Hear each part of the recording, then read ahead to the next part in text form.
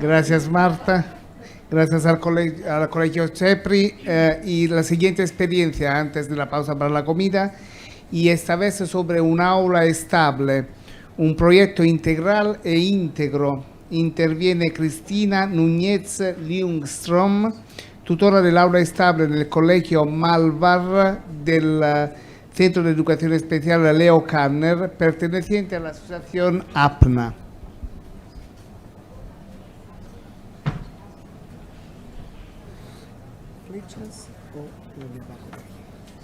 De acuerdo, muy bien. Buenos días, me llamo Cristina, soy la tutora del aula estable del Leo Kanner en Arganda del Rey, ubicada en el Colegio Malvar. Actualmente el Colegio Leo Kanner dispone de 2 aulas estables. La primera es la que yo soy tutora. En APNA y en el Leo Kanner ha habido varias experiencias de educación combinada y a nivel parcial, a nivel de asignaturas, media jornada, a lo largo de todos estos años, pero esta es la primera que podemos definir como 100% inclusiva, ¿vale?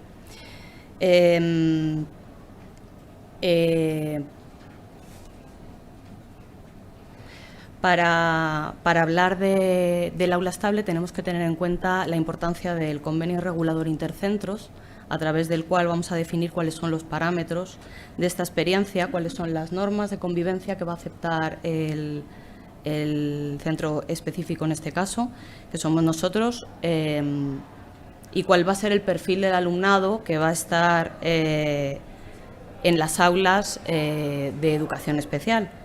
No he dicho, entiendo que todo el mundo comprende que el aula del centro, el Colegio de Educación Especial, el aula estable, es una representación, es un aula de educación especial dentro del centro ordinario, en este caso el Colegio Malvar.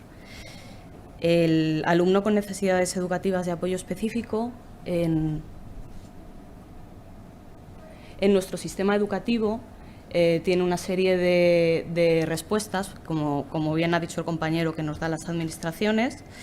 Creemos que nuestra opción, el aula estable, es la respuesta menos restrictiva y más normalizada que puede ofrecer el Centro de Educación Especial.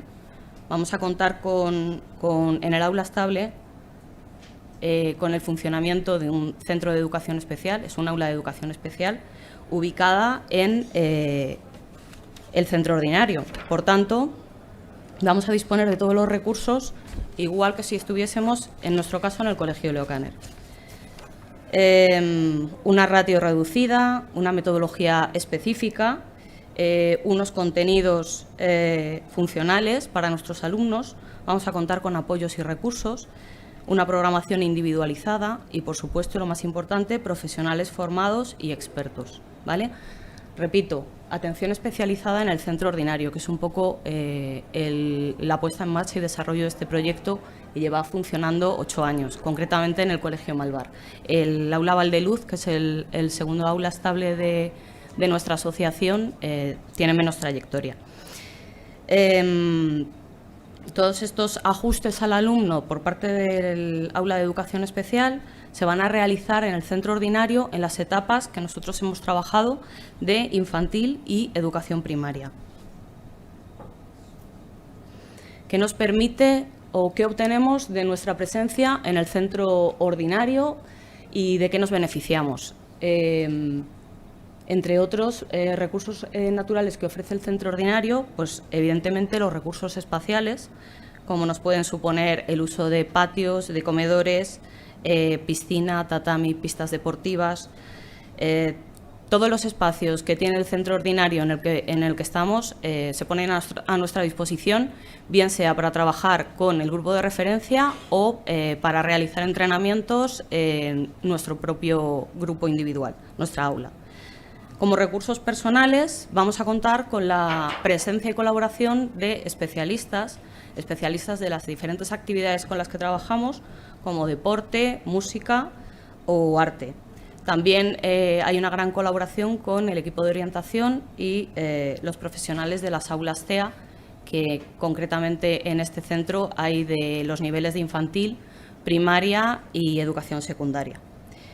Y, por último, hemos incluido como recurso natural que ofrece el centro ordinario la infraestructura, porque si bien es cierto que somos un aula con una ratio reducida entre 3 y 5 alumnos, este año 2, nos vamos a beneficiar de toda la preparación, logística e infraestructura de actividades que el centro oferta y a las cuales nos podemos acoger, como actividades anuales, proyectos, experiencias concretas, programaciones, actividades de Navidad, Día de los Enamorados, etcétera, salidas del centro e incluso participación en actividades complementarias.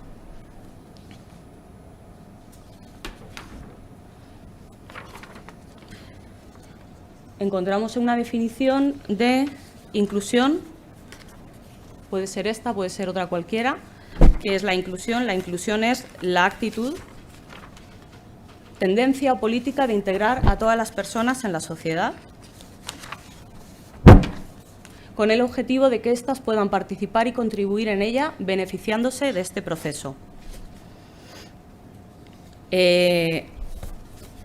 Históricamente hemos hablado de integración. Consideramos que una integración efectiva da paso a una inclusión y, personalmente, creo que la inclusión efectiva nos deja hablar de convivencia, ¿vale? Vamos a dejar las etiquetas a un lado, vamos a mostrar naturalidad en los términos y vamos a ser los primeros en normalizar, evitando este etiquetaje y categorización. Creo que una mayor efectividad en el proceso inclusivo es directamente proporcional al convencimiento y la creencia por parte de los elementos que conforman el proceso inclusivo. Me estoy refiriendo a los niños y a los profesores que en el día a día comparten con nosotros todas las actividades, ¿no? Estos elementos van a convivir y van a relacionarse entre sí y bueno, son un poco la justificación de que nosotros estemos trabajando con ellos. En este esquema podemos ver un poco los niveles de inclusión. Serían como 3 niveles. El primero, encontraríamos el funcionamiento que tenemos en el aula estable. Cada nivel daría paso al siguiente y serían contextos más pequeños y poco a poco se irían ampliando. En el aula estable, lo que vamos a hacer es trabajar de una manera programada, en ensayos controlados, entrenando diferentes actividades que con posterioridad vamos a poner en marcha en situaciones naturales en el contexto ordinario que nos ofrece el colegio.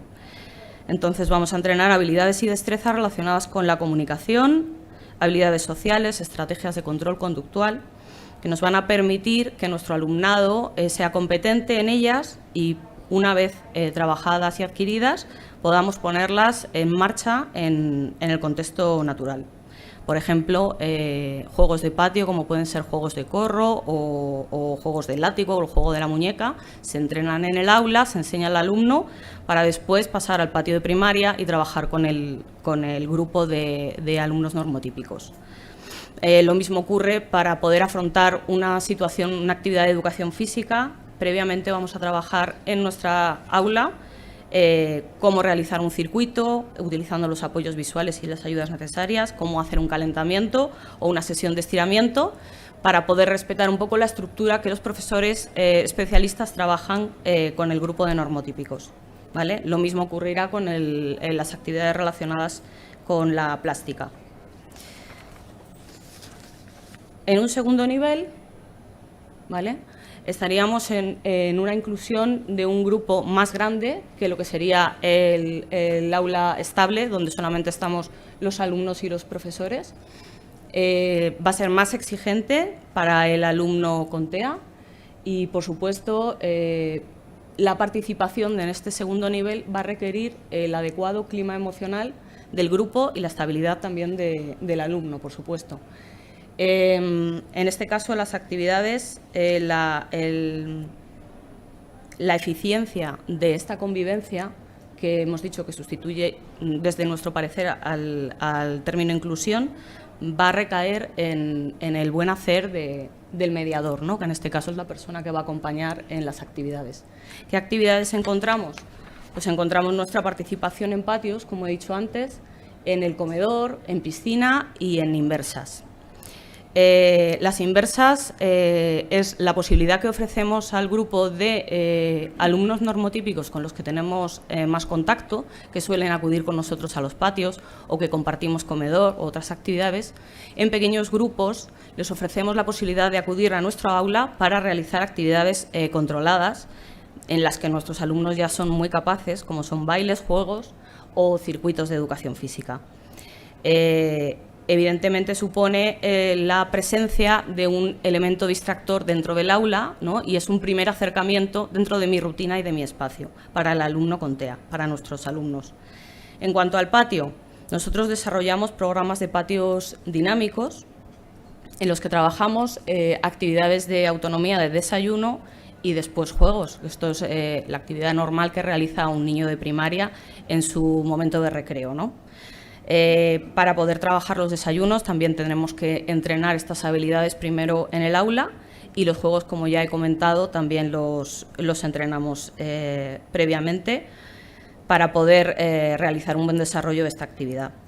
En un principio comenzamos asignando el papel de colaborador a alumnos concretos que íbamos rotando, pero con el paso de los años hemos observado que el carácter voluntario, que siempre hay voluntarios y generalmente son los mismos, van rotando con el paso de los años, pero su presencia es muy periódica.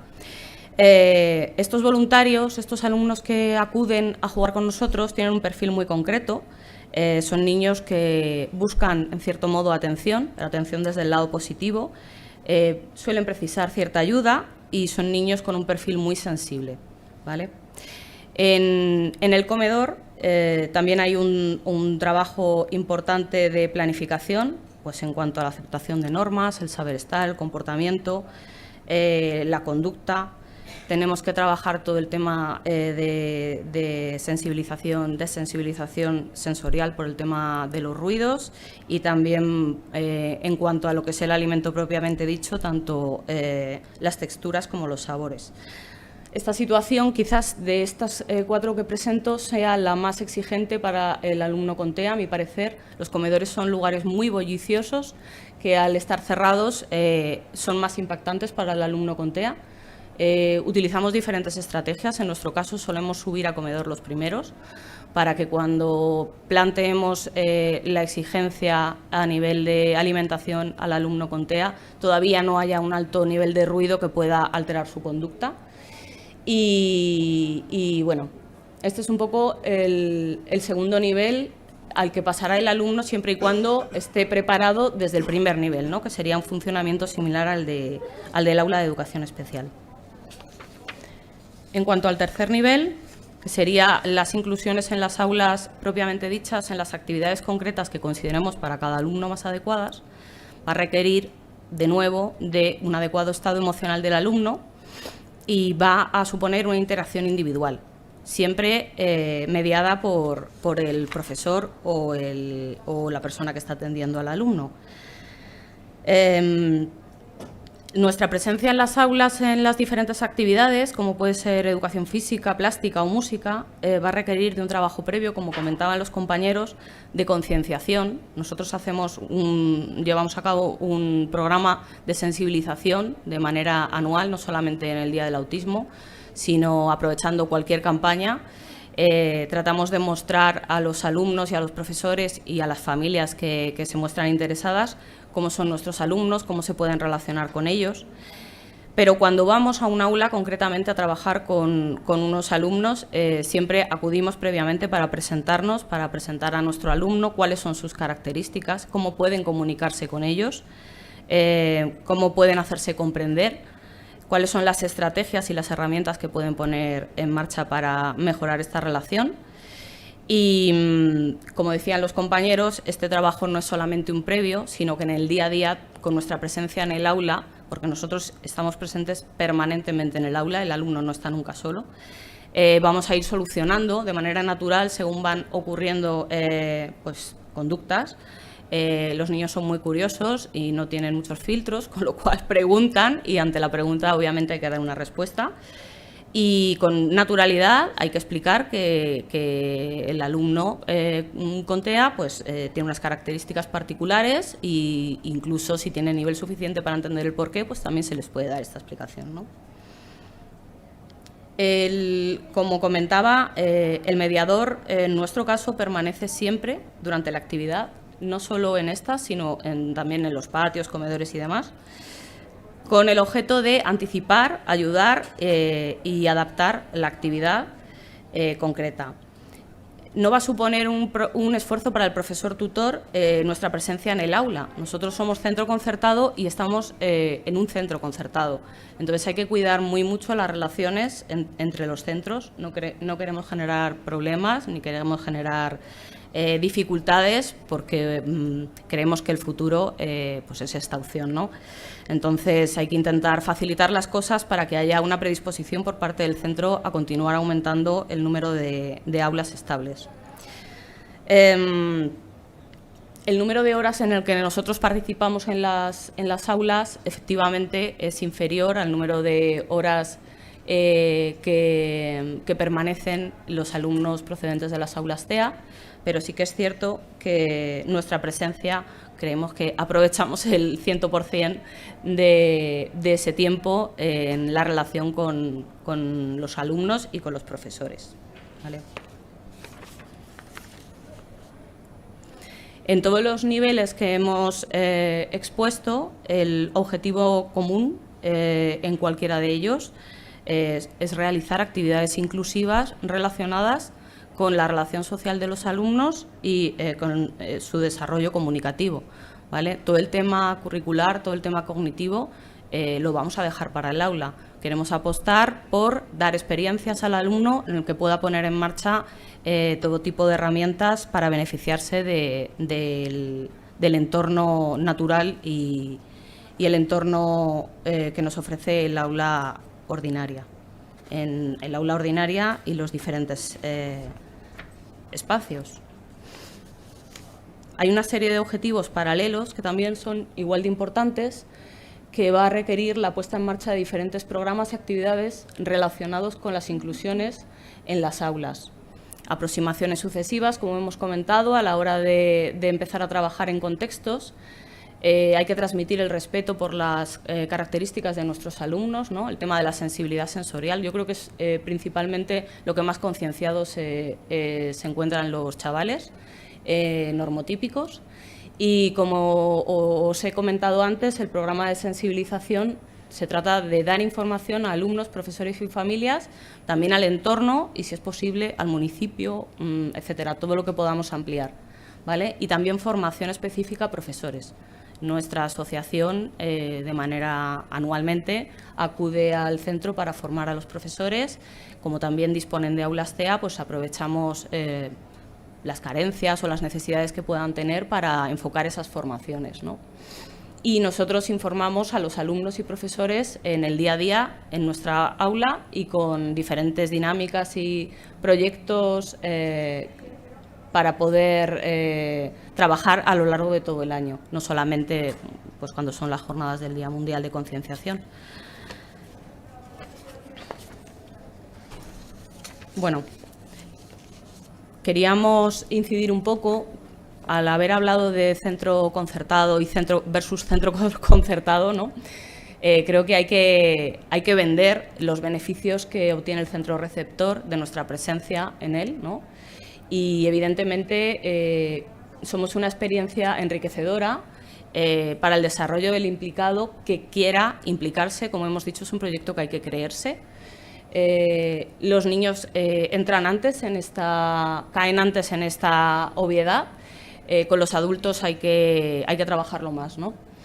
Es evidente que los alumnos llegan a desarrollar una serie de experiencias y entran en una educación en valores, pues como la empatía o la solidaridad, en el sentido de que les vamos a acercar una realidad que habitualmente, sobre todo en los centros concertados, a mi entender, no tienen tan accesible, ¿no?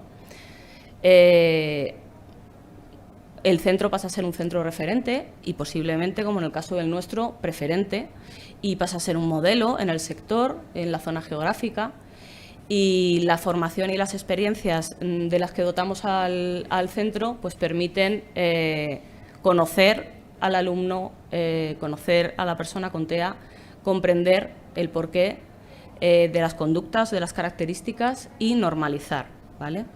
Y de nuevo incido en la importancia de dejar a un lado, ¿no?, las etiquetas, y creo que podemos sustituir el término inclusión por el término convivencia, porque como nuestro proyecto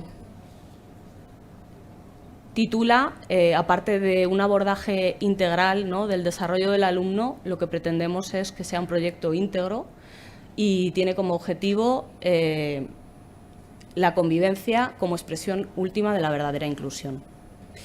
Y esto es todo. Muchas gracias por su atención.